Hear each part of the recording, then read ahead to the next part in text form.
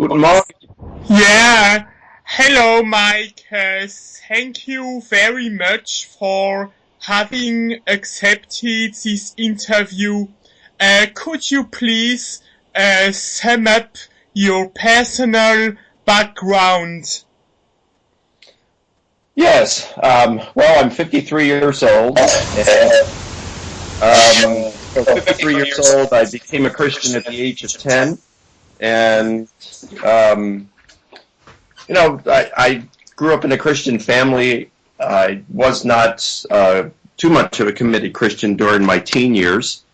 Went to a Christian university, and during that time, I just grew closer to God and took a real interest in becoming a more committed Christian. Decided to go to graduate school and focus on learning how to read the New Testament in its original language. During that time, my professor, Dr. Ronald Sauer, who was the last doctoral student of the late F.F. Bruce, he would tell me stories about Professor Bruce, and he'd say, one thing I remember him saying was that Bruce had this approach where he said, do not bring your theology to reading the text, develop your theology from reading the text. So not to come to the text with the theological presuppositions. And so that was an approach that I adopted at that point. That made sense to me. As I got to the end of my graduate studies, I was just thrilled to be able to read the New Testament in its original language and was spending hundreds of hours doing it, but started to ask myself, how do I know that this stuff is really true? If it's not true, then, I'm devoting my life to a fairy tale, and I didn't want to do that. So that led me into doubting, and over time I was seeking evidence and spent many years doing that. Dr. Gary Habermas, I never had him as a professor, but I had spoken with him.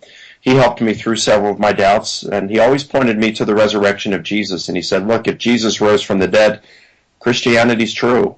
Yeah. So that's what led me into that particular topic. Okay. What is the current state of evangelical apologetics concerning the resurrection? Well, the current state of apologetics, Christian apologetics with the resurrection, the book that I wrote back in 2010, I had originally intended for it to be another apologetic for the resurrection, but then it turned into a personal journey for me to see if the evidence really pointed to it.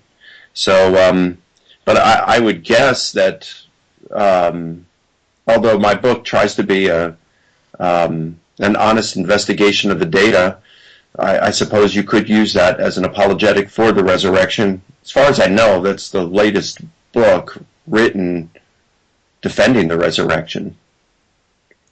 There might have been some others afterward. It's hard to keep up with it all. Gary Habermas has compiled a bibliography of all the academic books and journal articles written on the topic since 1975. There are about 3,400, 3,500 books. So that's about, I guess, about 12 a year on average. So books and journal articles. So it's hard to keep up with Yeah. Yeah. Yeah, of course. But otherwise, would you agree with me that there are many people, such as Josh McDowell, who try to prove the Bible by assuming other parts of the Bible to be true without any argument? Yeah, I would say, sure, there are those who do that. So I don't think that's a strong argument. I mean, that could be hasty generalization. Just because something in the Bible is true would not warrant or justify the conclusion that everything in the Bible is true, just as showing that something in the Bible is false does not justify the conclusion that everything in the Bible is false. Yeah, of course. And this would mean that for you, Christianity doesn't stand and fall with inerrancy. Correct, yes. Biblical inerrancy is not a fundamental doctrine to the Christian faith. And one thing we would have to consider, Mark, is what do we mean by an error? What constitutes an error? Well, that might seem like a simple question, and someone might say, well, if it's untrue in the way that it actually occurred, then it's an error. But then, what if they're using a compositional device like compression? When Jairus goes to Jesus and asks him to heal his daughter, when you read the story in Mark, his daughter is about to die, and it's only as Jesus and Jairus are headed to his house that servants from Jairus' home comes out and tells him that his daughter has just died.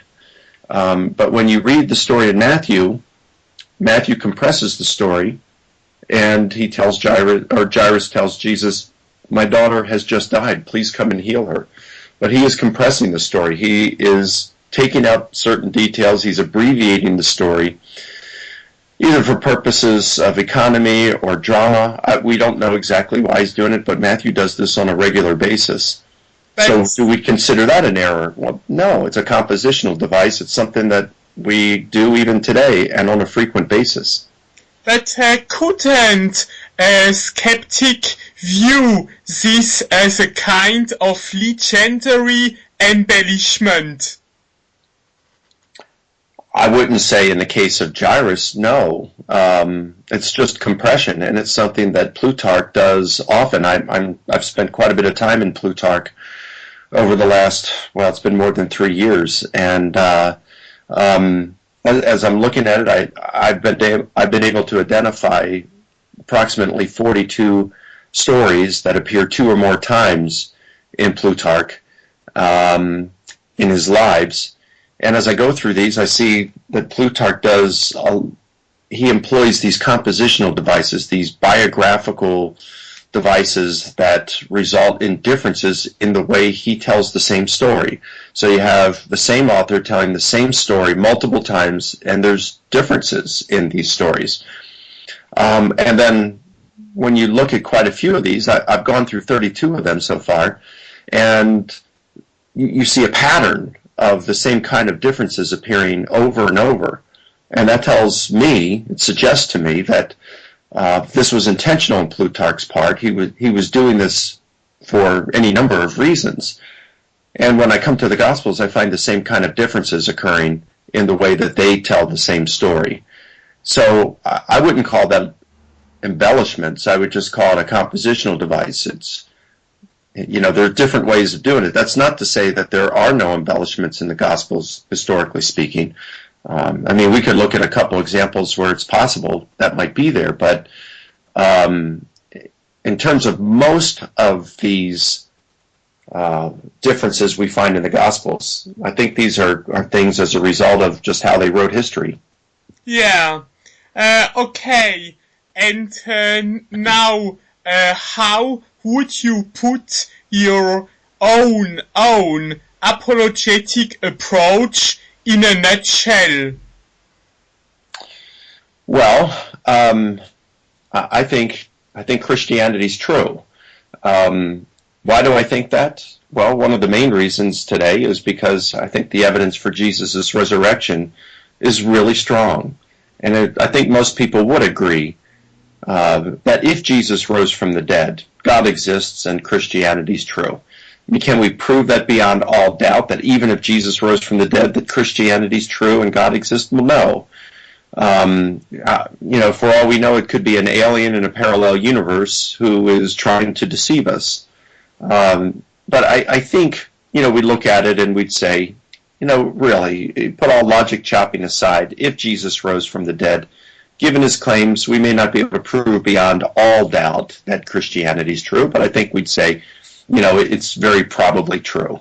Yeah. So I think the best apologetic for the truth of Christianity is the resurrection of Jesus. But that's not the only thing we can use. I mean, we could use a number of things in historical Jesus studies.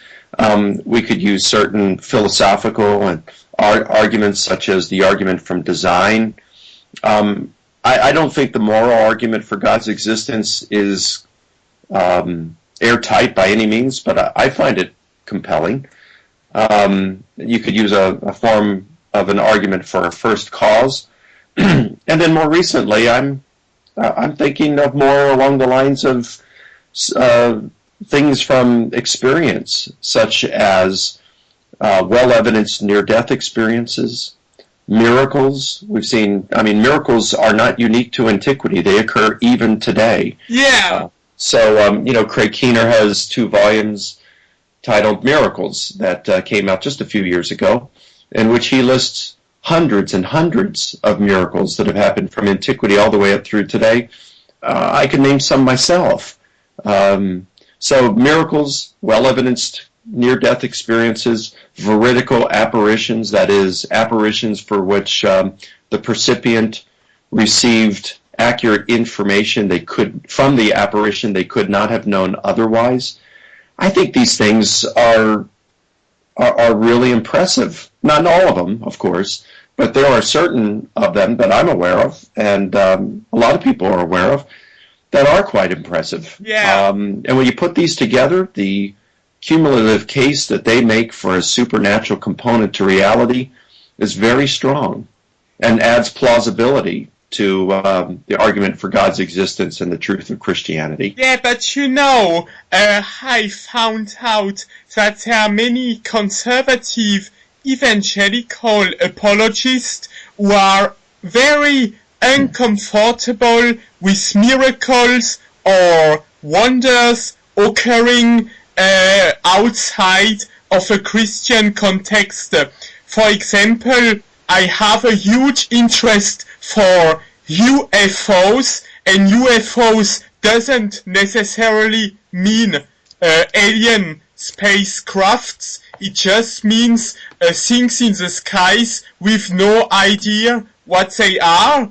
And I realize that many people I think there are really interesting cases of UFOs, and many apologists like William Lane Craig would just say that just hallucinations without knowing the topic.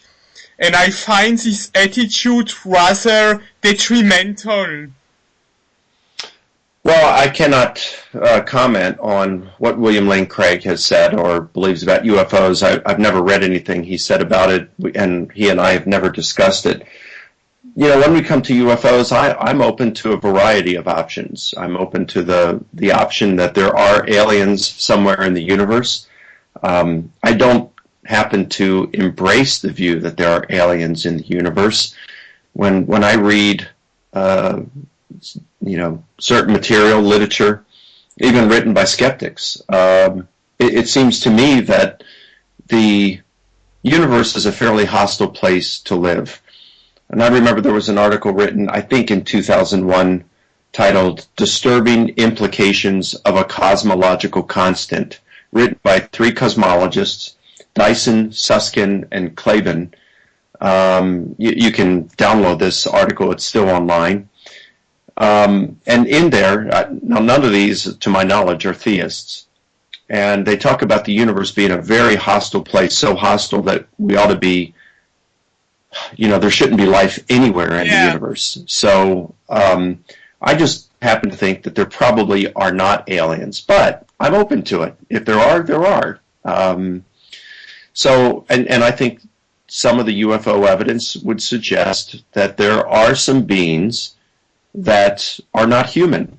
Yeah, precisely. I think that it's quite possible to interpret some intriguing UFO cases as supernatural encounters. Yes, I agree with that.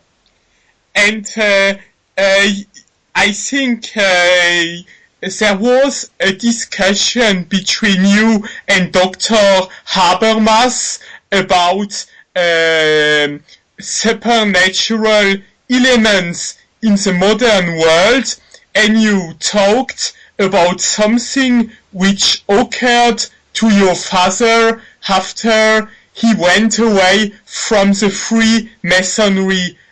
Could you please describe it in more detail? Yes.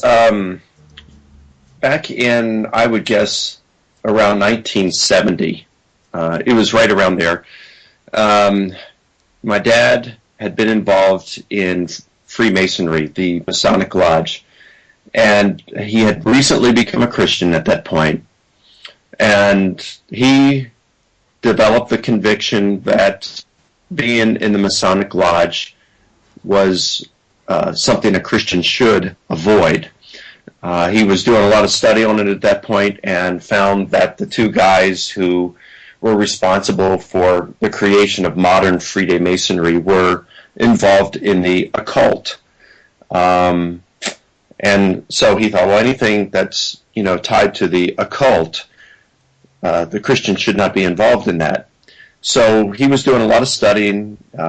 He ended up doing a lot of radio interviews and was on television several times. He was going around to churches, encouraging Christians who were involved in the Masonic Lodge to leave.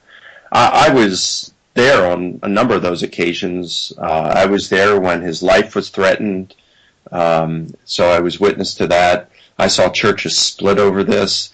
Threatened by whom? I'm sorry? His life was threatened by whom? Well, I'm assuming that would be from Masons, because they claim to be Masons, and they said, I remember one time being in Florida, he was on a live television show, I was there, and after it was over, the studio manager encouraged my dad and I to leave quickly because they were getting death threat calls in. Oh, yeah. So, and, I was there at times when, people were yelling at him in a church. So, I have seen churches split over this. So, now that's not the demonic stuff necessarily, but I'll get to that now. So, I do remember that when I was a teenager, I really didn't know much about the Freemasonry thing, and I wasn't really that interested in it, to be honest with you. That was my dad's thing. I was a baby Christian at that point, and a lot of spiritual things just did not interest me. But I do remember just before my dad would go on the radio or before he would speak in a church, a lot of times our house would become haunted. I can remember hearing stories from my dad about he'd go down in the morning to pray and read the Bible, and as soon as he would turn, and this would be like maybe 5 o'clock in the morning, and as soon as he would turn the light off and begin praying, he would hear footsteps walking toward him. Sometimes it would sound like the footsteps were dragging chains. He would, my mom sometimes would wake up in the middle of the night, look over at the doorway and see like a huge silhouette of a figure standing in the doorway, as though it were looking at her. I had something sit on the side of my bed. I had just turned the light off and began praying. I know no one else was in the room, and immediately I felt like something like a large person sat on the side of the bed. I felt the bed go down, the mattress go down. And at that point I was very frightened, and so I said, in the name of Jesus Christ, I command you to leave. And the bed went up, as though that person stood up and left. So I've had a couple experiences like that. All the members of my family remembered one morning in the middle of the night, we heard a loud noise downstairs, and my dad went down to see what happened. And as he about to walk into our dining room, we had 2 parakeets at that point. They were going crazy, feathers all over the place. It's as though someone had taken a drawer out of our china closet and pulled it out and then slammed it in, and it came out, and the silverware in it was all messed up. And my dad said as he went into the room, he felt just a sense of evil all over the room. And he said he saw the curtains by the parakeets too. They were like blowing open, but the windows weren't open. So he just started praying and singing hymns to Christ, and all of a sudden the curtains went still, like no wind blowing them anymore, and he felt peace in the room. So these stories are in abundance, but those are just a few of the stories that we experienced in our home, and it seemed like it would always happen just before he was going to speak in a church or on the radio about Freemasonry.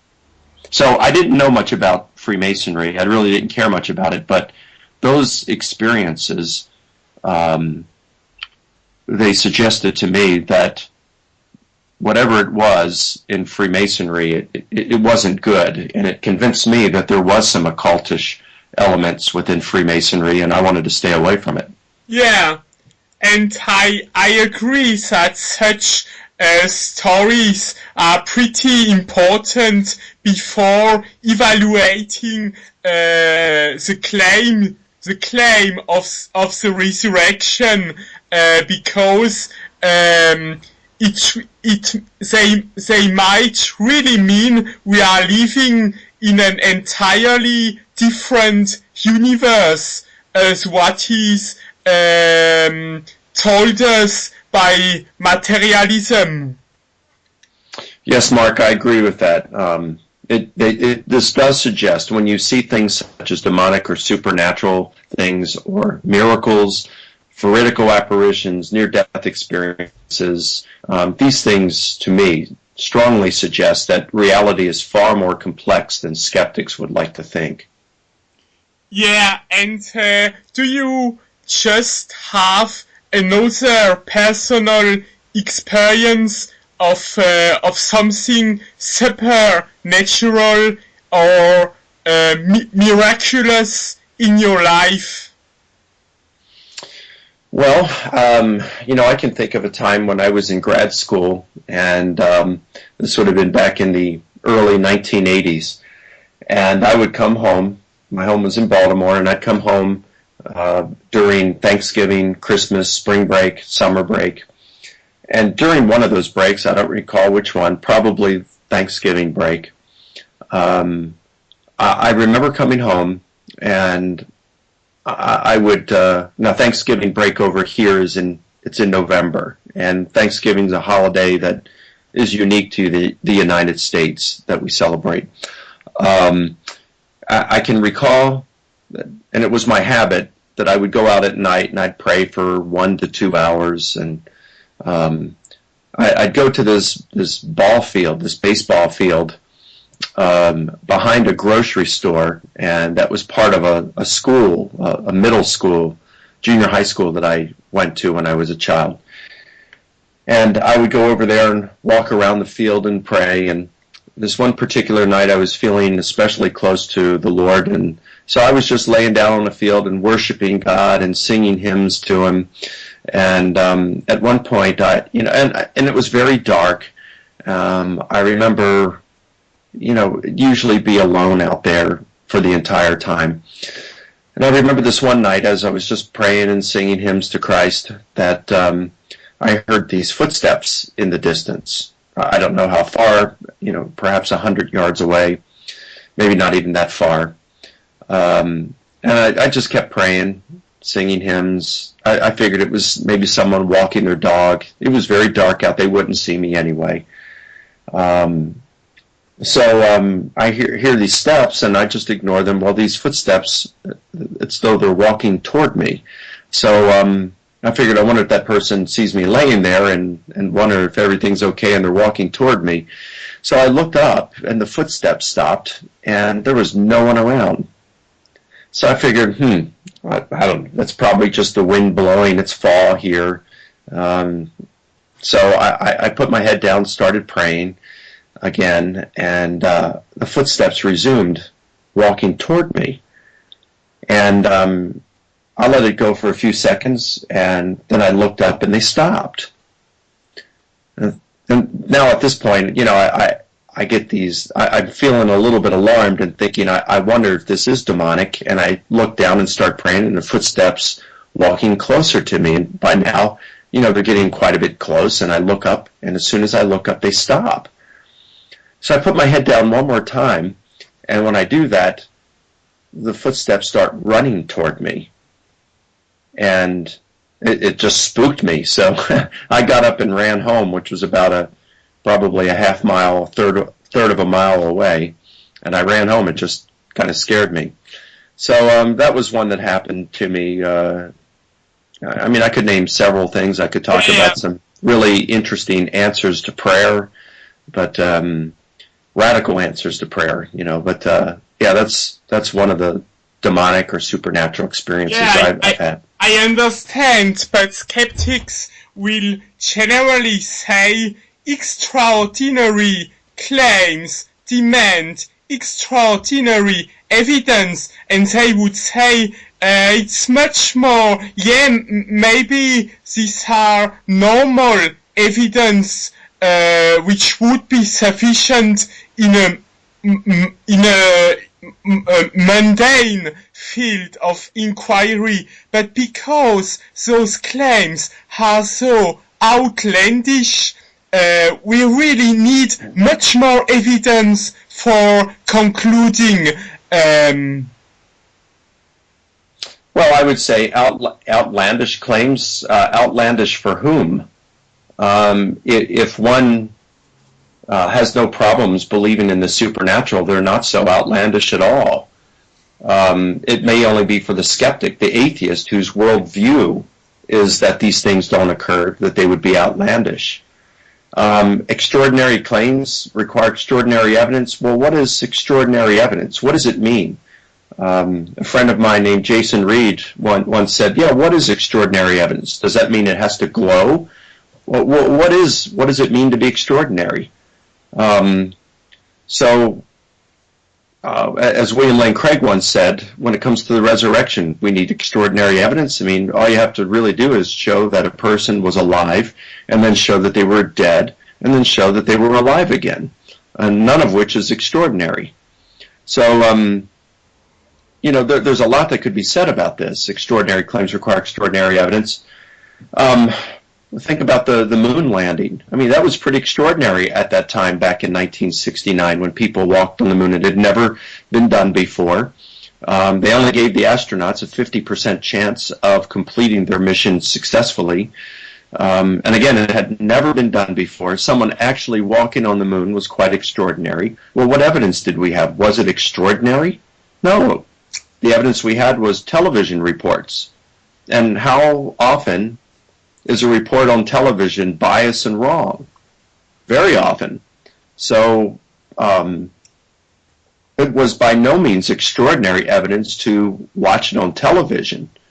But we believed it. So I don't know that we have to have a justification. I need to justify that extraordinary claims require extraordinary evidence. I do think we have good evidence for the supernatural. I think the evidence is so good. Again, I mentioned well-evidenced near-death experiences, veridical apparitions, modern miracles. These things are so strongly evidenced that when you put it all together, that there's a supernatural component to reality is, I think, so suggestive that I don't think today you can deny the supernatural and still call yourself a realist. And most people today believe the supernatural exists. Those who reject the supernatural are in a very small minority today. Yeah. So if they want to handicap themselves, they're welcome to do it. I don't feel like I need to embrace any unreasonable burden of proof because of their handicap.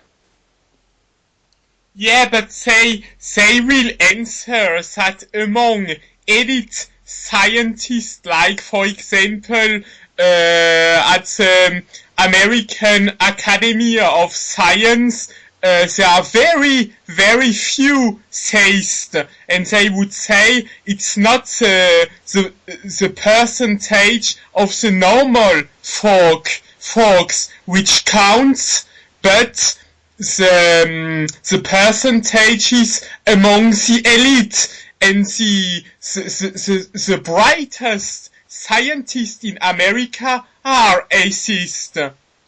Well, I wouldn't agree with that, Mark. Rodney Stark of Baylor University did a study, I think it was 1999, and he found that approximately 45%, I believe it was, 45% of the leading scientists in the United States believe that God answers prayers. So, and there were two Jewish researchers who released their study in the year 2007 called Religion and American Faculty, I think is what it was called. Volume 2, that can be downloaded from the internet for free. Again, these aren't Christians, these are Jewish researchers. And they concluded after interviewing about 1,300 scientists in North America from approximately 700 academic institutions, colleges, universities, they found that approximately 60% of American professors believe that God exists and he intervenes in our world. So I would not say that the leading scientists, that almost all of them or a significant majority of them, are atheists. And let me say this, even if they are they really qualified in that area? I mean, if you're a biologist, what does that have to do with God? So I don't know that they're the best ones to be making such, opinions on the matter. I agree. Otherwise, atheists liking probabilities argue that the resurrection of Christ has an extremely low prior probability. They would say that of all examples of claimed resurrection, let us say 500, other than that of Jesus, none rose from the dead. Therefore, the prior probability of Christ rising from the dead is less than 1 by 500. What are your thoughts on that? Well, I'd say it's very difficult, Mark, to talk about prior probability when it comes to something like a resurrection. I don't know where would you get your figure of 500? There certainly aren't that many reports from antiquity that have survived. You might have a handful. People like, I think Herodotus points to a guy named Aristides, I think it was. His name was Aristius, who dropped dead in a fuller's shop and then was seen walking later on. And then a few hundred years later, he was seen as a report. Possibly Apollonius of Tyana would be another one. Heracles ascending into heaven on a horse. You do have some. You might have a couple of dozen of these, but you certainly don't have 500 of them that have existed from antiquity. There's a lot that could be said about this. I'm just trying to think of, for the short answers, for example, we can find parallels in a lot of different things. So most of us are aware, and this would apply more to us over in the United States than it would to where you are, but most of us are aware of a plane that took off from Massachusetts early one morning after 9 o'clock, and shortly after 10 o'clock it flew into one of the tallest skyscrapers in the world in New York City between the 78th and 80th floors, and it killed everybody on board and sent debris down to the ground. Again, you probably know what I'm talking about. Well, it's when the B-25 flew into the Empire State Building in New York City on July 28, 1945. Now, you probably thought I was talking about when the 767 flew into the South Tower on 9/11. And the reason you thought that is because the details are exactly the same. But no, I was referring to the other plane crash in 1945. Now, we wouldn't look and say, wow, 9/11 was a myth that was copied years later, more than 50 years later, from this thing that happened in 1945. But there are similarities. We could look at another one, the Titanic. It's a ship that was sailing across the Atlantic on a cold April evening. The boat was over 800 feet long. It was regarded as unsinkable. And then on that cold, clear April night, it hit an iceberg and it sank, and almost, or I should say, a lot of people, most of the people on that ship drowned as a result of the lack of lifeboats. Now, that's the story of the Titanic. But it is also the story of the Titan in a novel called The Wreck of the Titan that was written in 1898, 14 years prior to the sinking of the Titanic. Yeah, amazing. Yeah, so we wouldn't say that the Titanic story copied off of it. I mean, because the name is almost the same. All those details are almost the same. It just happens that you can find parallel details in just about anything. I'd also like to add that to find accounts of, in antiquity, all the way up through today, it shouldn't surprise us to find stories of people dying and coming back to life. Think about this for a moment. Romantic novels and romantic comedies, movies, books, these things are all fictitious. It doesn't mean that true romances cannot occur and do not occur. What it does suggest, by seeing so many fictitious romantic stories, is that humans have a deep-seated longing or desire for romance. Yeah. Well, I think even in a greater sense, humans have a deep-seated and longing for an afterlife. My mom died last July, so a year ago she died. My dad's going to die in probably a few months because he's got cancer. So I don't want to think that I'm never going to see them again.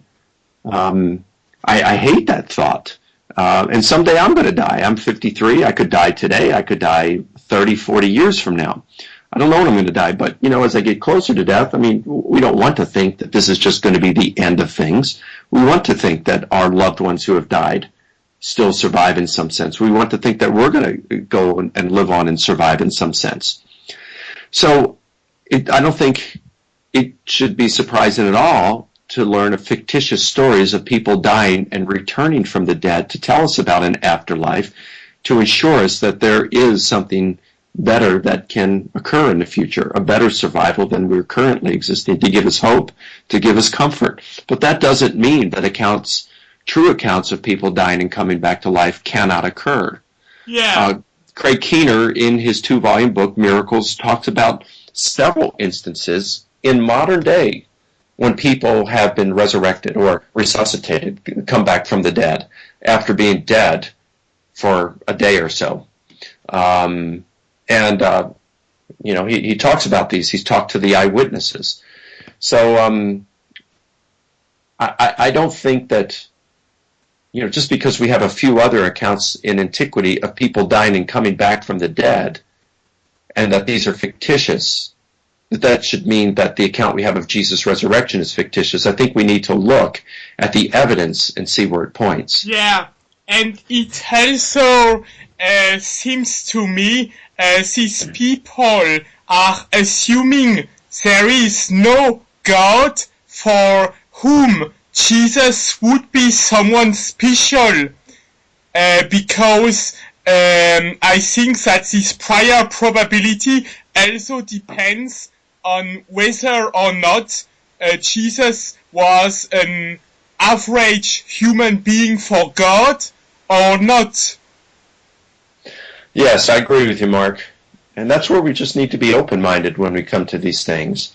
I think as a Christian, I can be open to all sorts of evidence. I don't have a bias against the supernatural to start. I can be open to all sorts of things. To the supernatural, I'm not going to credulously accept every supernatural report. I want to look at evidence. If you come to the evidence and say a priori that God does not exist, well then, that's going to give a very low prior probability to miracles, to a resurrection, to supernatural things perhaps. But if I'm open to the existence of God, and then, I take the whole of the evidence of all these things that point to a supernatural element to reality, the evidence for Jesus' resurrection from the dead, the evidence for God's existence. I don't have to be entirely convinced about any of these, but when I put together a cumulative case for this, it puts together a really decent case for the high probability that Christianity is true. Yeah. I think a much better case than we have for atheism. And could you please summarize your positive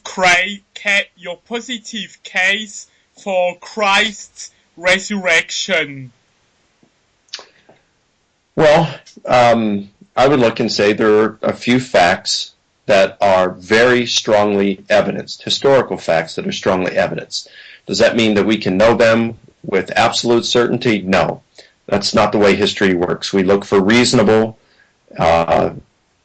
certainty, degrees of probability. So when I look at this, there are a certain number of facts that present themselves that I think we can know with a high degree of historical certainty. The existence of Jesus, that he was a Jewish itinerant speaker who traveled around that area in present-day Israel and Palestine, and that he claimed to be God's agent that had chosen to usher in, God had chosen to usher in his kingdom, that Jesus claimed to be God's divine son, that he performed deeds that appeared supernatural in their nature, and that astonished crowds, and that both he and his followers regarded as divine miracles and exorcisms, that he predicted his imminent death and subsequent resurrection from the dead.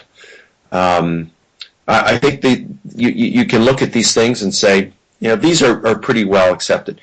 That he was crucified, or pretty well evidenced. They're not accepted by all scholars, but they're pretty well evidenced. That he was crucified on the orders of Pontius Pilate, and that shortly thereafter, a number of his disciples had experiences in both individual and in group settings that they interpreted as the risen Jesus who had appeared to them. Also, that there was a skeptic and persecutor of the church named Paul, who converted to Christianity when he had an experience he believed was the risen Jesus appearing to him. Now, I look at these and I say, what's the best explanation for these? And I use the inferences to the best inference to the best explanation, and that employs a number of criteria, such as explanatory scope. Which hypothesis accounts for the most facts? Explanatory power. Which hypothesis accounts for those facts without forcing them to fit? Less ad hoc.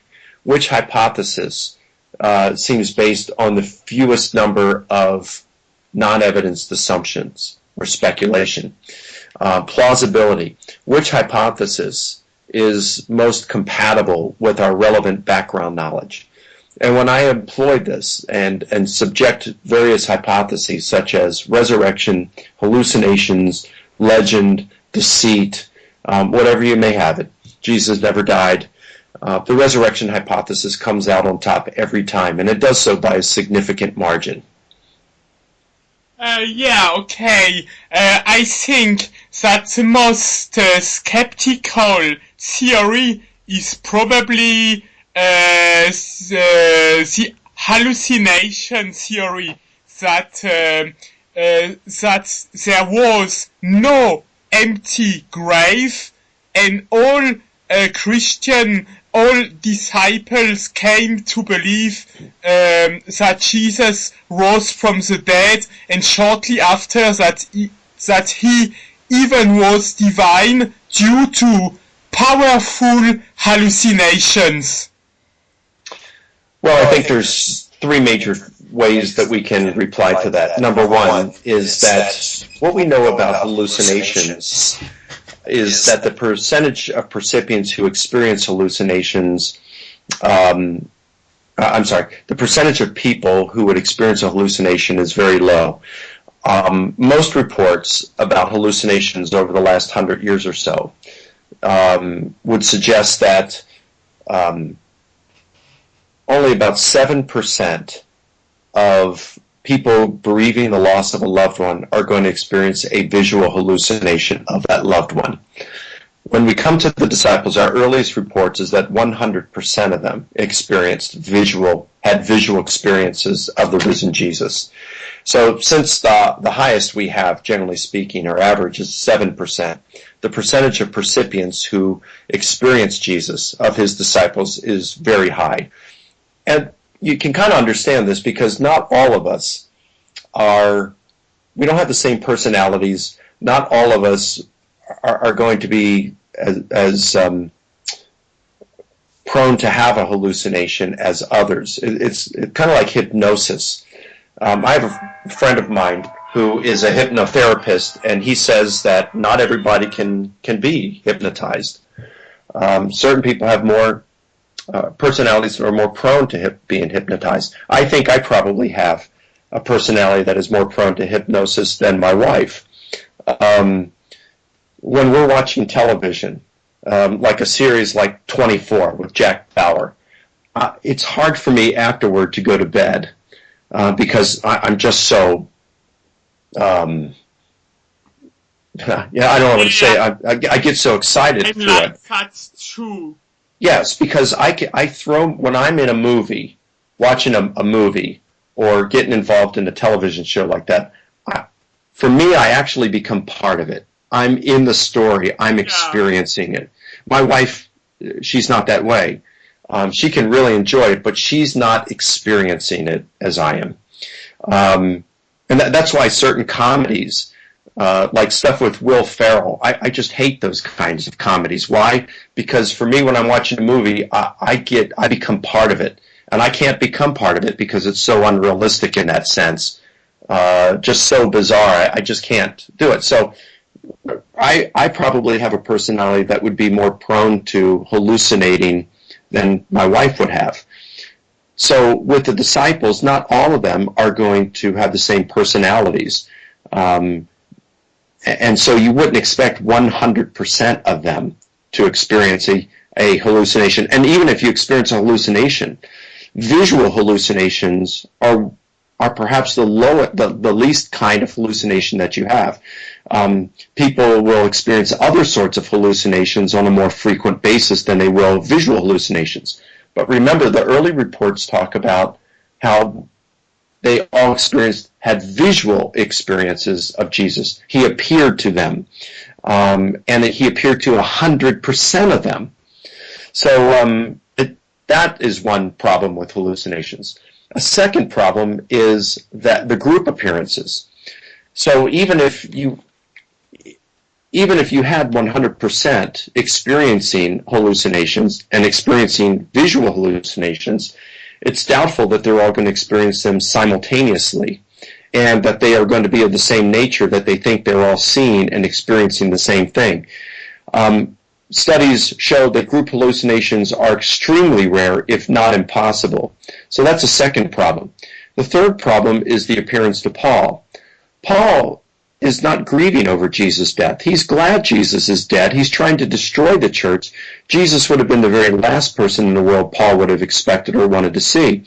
So that is highly unlikely that he would have experienced a hallucination. So you've got those three problems with it. And then if you accept the empty tomb, then you've got that problem, because hallucinations would not explain an empty tomb. They might explain the appearances, but you would still have a corpse in the empty tomb.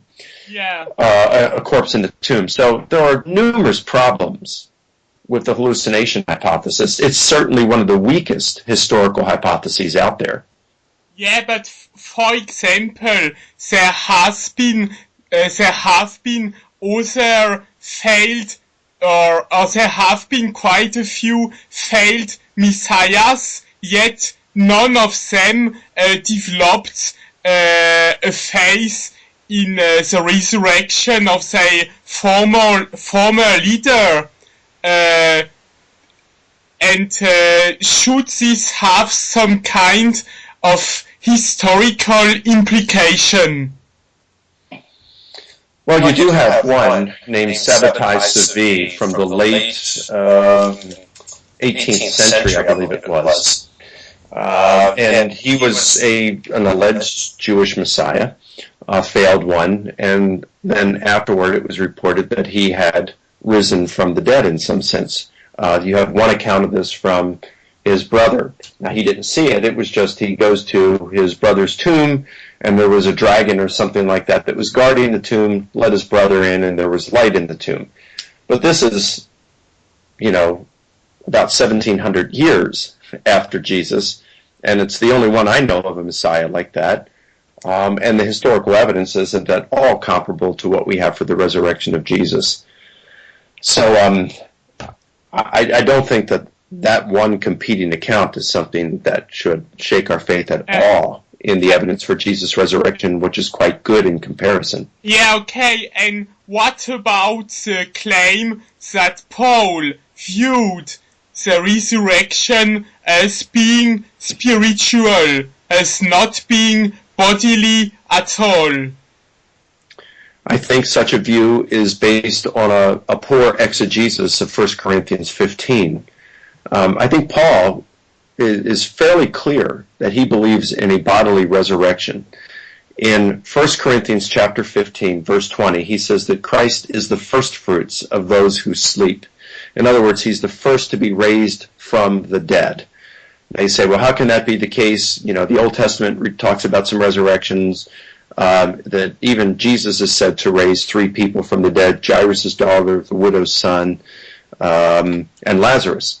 So how could we say Paul say that Christ is the first fruits? Because if you read the rest of 1 Corinthians 15, he's certainly talking about being raised in a resurrection body, an immortal body. So if Christ is the first fruits, what does it mean?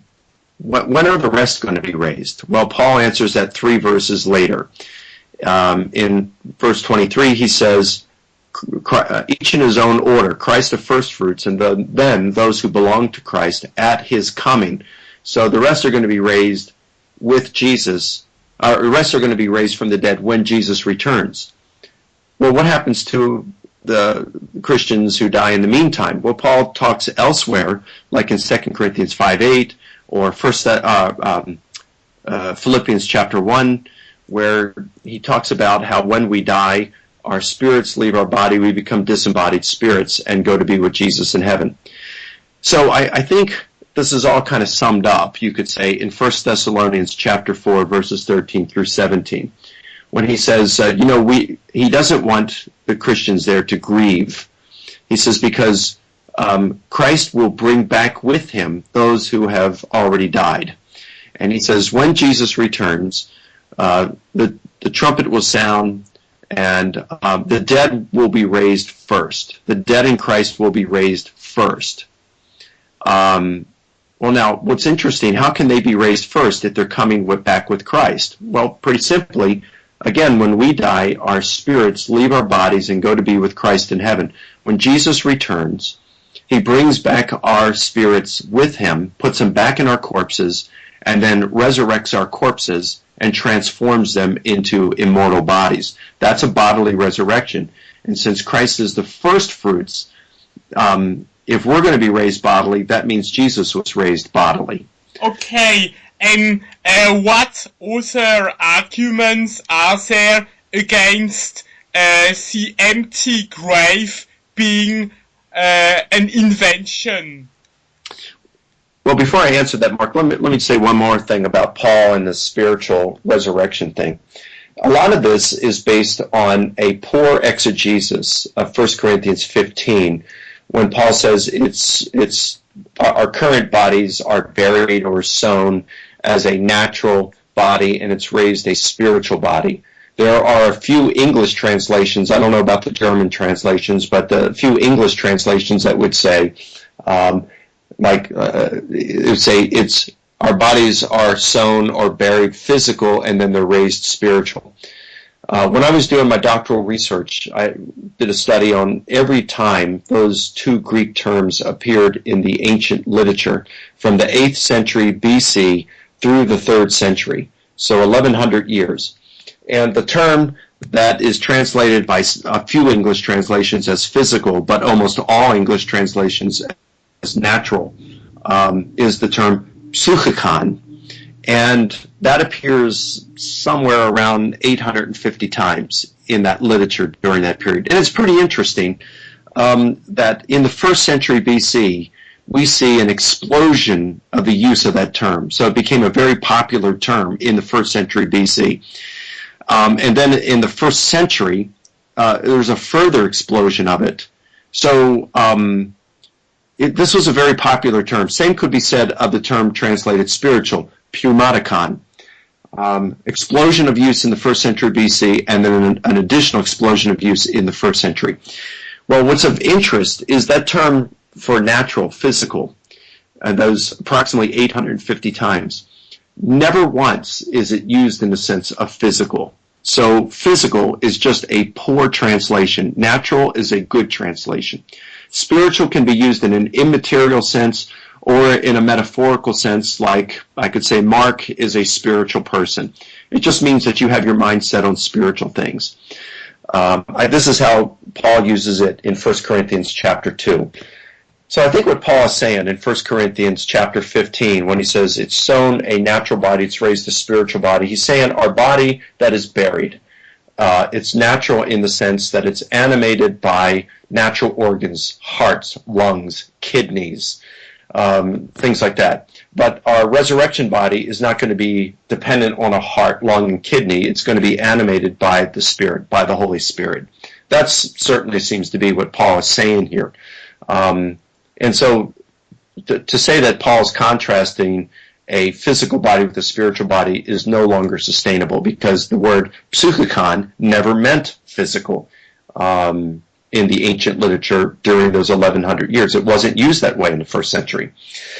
So you have poor exegesis, plus you have good argument from Paul that he meant a physical resurrection. Okay. And to conclude, which other arguments would you quote for the historicity of the empty grave? Well, I would use things such as I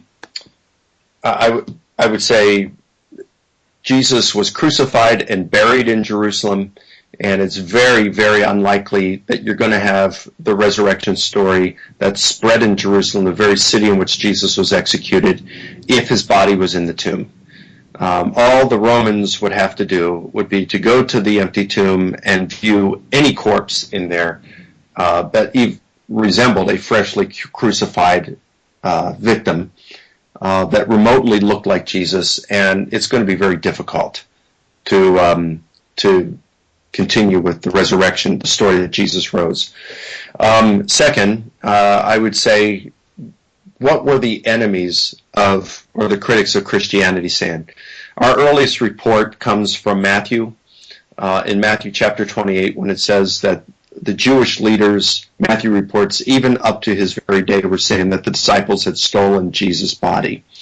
So they were not contesting the empty tomb. They were given an alternate explanation to the resurrection for the reason for it being empty. Later on, you've got Celsus saying that Jesus faked his death. You've got Tertullian saying that the gardener reburied the body. Justin Martyr in the middle of the 2nd century saying that the Jewish leaders were still going around saying that the disciples stole the body. Again, these are all replies to a claim of an empty tomb.